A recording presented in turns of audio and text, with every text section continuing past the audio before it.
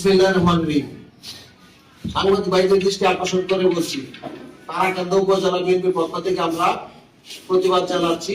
আমরা জানতে পারলাম বিগত 2-3 দিন আগে আমাদের বর্তমান সংসদ সদস্য মুফতি মাহমুদুল্লাহ সাহেব উনি তার কবিরপুর মাদ্রাসার পাশে তার নিজের আবাদি জমি থেকে লেজার মেশিন লাগিয়ে মাটি উত্তোলন করে যাচ্ছে।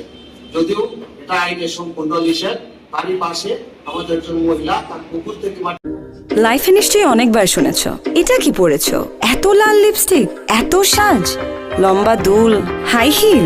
মানুষ তো কথা বলবেই, কিন্তু সৌন্দর্য আমাদের অধিকার। আর আমার সৌন্দর্যের শুরু লাক্সের সাথে।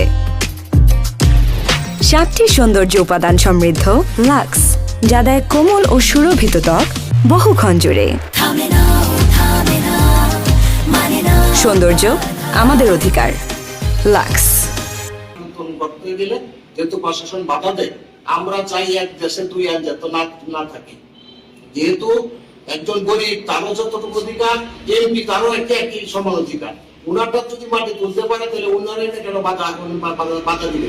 আমরা চাই সরকার যেন তা দ্রুত আর এই যে অবৈধভাবে মাটি উত্তোলন অনতি বিলম্বে তা বন্ধ করে।